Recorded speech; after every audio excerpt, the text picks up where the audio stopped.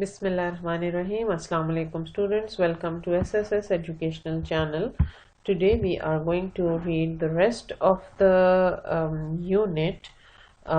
This is the fourth unit for fifth class science. We are reading subject science and the title of the unit is environmental pollution. Let's see what is there in the lesson. So we had studied till this part, the top of the page, and now we are going to read the steps which should be taken to minimize air, water and land pollution. बेटा यहाँ तक हमने पढ़ लिया था कि किस तरह से मुख्तलिफ जो लैंड पोल्यूशन की टाइप्स हैं वो हमारे प्लैनेट को नुकसान पहुंचा रही हैं, और अब हमने ये पढ़ना है कि हमें कौन से इक़दाम करने चाहिए, किस तरह से हम air, water and land pollution को मिनिमाइज कर सकते हैं. Remedial steps for air pollution. सबसे पहले रेमेडियल स्टेप्स क्या हैं for air pollution? Do not burn rubbish in the open air. जो भी आपका कूड़ा क्रिकेट है वो हमें कभी भी ओपन एयर में नहीं जलाना चाहिए, क्योंकि उसमें बहुत सारे प्लास्टिक की चीज़ें होती हैं, प्लास्टिक बैग्स होते हैं जो कि ऐसी पोल्यूशन पैदा करते हैं जो कभी भी ख़त्म नहीं होती, एयर पोल्यूशन की वजह बनते हैं. The second point is the motor vehicles should be checked regularly.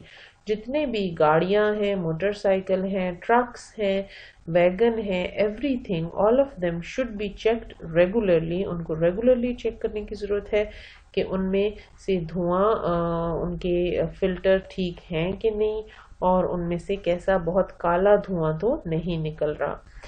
Number third point is burn fuels in limited amount. हमें मिनिमम फ्यूल्स इस्तेमाल करने चाहिए. खामखा में गैस के चूल्हे लगे छोड़ देना या पेट्रोल और बिजली वगैरह का, या इसके अलावा जो बाकी फ्यूल्स हैं, डीजल वगैरह, उनका बेजा इस्तेमाल नहीं करना चाहिए. जितने ज़्यादा ये फ्यूल्स जलेंगे उतने ज़्यादा पोल्यूशन पैदा होगी. Number 6, smoke from motor vehicles and factories should be filtered. जो भी गाड़ियां हैं, मोटर व्हीकल्स कहते हैं बेटा कोई भी गाड़ी, मोटरसाइकिल या बल्कि जो ट्रैक्टर, ट्रक, ये सब चीज़ें भी व्हीकल्स में शामिल हैं. उनका और जो फैक्ट्रीज हैं उन सब का धुआं चेक होना चाहिए कि आया उनका धुआं फिल्टर होके जा रहा है या फिल्टर होके नहीं जा रहा. Plant trees and it's cutting should be avoided. पौधे और दरख्त और उनका काटना ये बहुत ज़्यादा अवॉइड करना चाहिए. जितने ज़्यादा पौधे और दरख्त हम काट देते हैं तो हम एक तरह से अपने ऑक्सीजन के सोर्सेज ख़त्म करते हैं, और जब पौधों में फोटोसिंथेसिस का अमल होता है तो उसमें वो कार्बन डाइऑक्साइड को ख़त्म करते हैं, इस्तेमाल करते हैं और ऑक्सीजन को प्रोड्यूस करते हैं. Make people aware of harmful effects of air pollution. और ये भी ज़रूरी है कि हम लोगों को, आम लोगों को इस बारे में इन्फॉर्म करें कि एयर पोल्यूशन क्या होती है और उसके हमें क्या क्या नुकसानात हैं.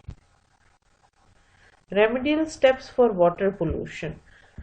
Use water with care. पानी को एहतियात से इस्तेमाल करें. Remove the harmful chemicals from industrial waste. जो भी कोई केमिकल्स होते हैं उनका इंडस्ट्रियल वेस्ट, उनका ख्याल करें कि जो इंडस्ट्रीज़ हैं, आखिर जितनी भी इंडस्ट्रीज़ होती हैं यानी फैक्ट्रीज़ होती हैं जहाँ पर कोई कपड़े बनते हैं, कोई जूते बनते हैं, कोई प्लास्टिक की चीज़ें बनती हैं, उन सब से कुछ ना कुछ गंदे मादे बाहर निकाले जाते हैं. लेकिन ये ख्याल करना चाहिए कि जो भी हार्मफुल केमिकल्स हैं जो फैक्ट्रीज में से निकल रहे हैं उनको सही तरीके से ठिकाने लगाया जाए. ऐसा ना हो कि कभी उनको दरिया में छोड़ दिया जाए, कभी उनको ज़मीन में वैसे ही ढेर लगा दिया जाए, बल्कि उनको सही तरीके से डिस्पोज ऑफ करना चाहिए. Use chemical fertilisers with care. पौधों पर बहुत ज़्यादा केमिकल फर्टिलाइजर कहते हैं खाद को, तो बहुत ज़्यादा केमिकल खादें नहीं डालनी चाहिए. जितनी ज़रूरत हो सिर्फ उतनी, और उसको कम से कम उसका इस्तेमाल करना चाहिए. Do not throw rubbish and waste in water. یہ خاص خیال رکھنا چاہیے کہ سمندر کے کنارے، دریا کے کنارے گند نہ پھینکا جائے. لوگ اکثر اپنے کوڑا کرکٹ نکال کے دریا کے کنارے پھینک دیتے ہیں. Create awareness among people about the harmful effects of water pollution. لوگوں میں پانی میں جو بھی گندی پولوشن ہے، جو بھی آلودگی ہے، اس کے بارے میں اویئرنیس لوگوں کو بتانا چاہیے کہ یہ سمندر میں یا دریا میں جو کوڑا کرکٹ ہم پھینکتے ہیں اس کے کتنے نقصانات ہیں، کس طرح سے پانی کے اندر رہنے والے جانور متاثر ہوتے ہیں، مچھلیاں مر جاتی ہیں اور سارا پانی زہریلا ہو جاتا ہے. Remedial steps for land pollution. تو اس کے ساتھ ساتھ ہمیں یہ بھی دیکھنا چاہیے کہ زمینی پولوشن کو ہم کیسے کم کر سکتے ہیں. Number 1.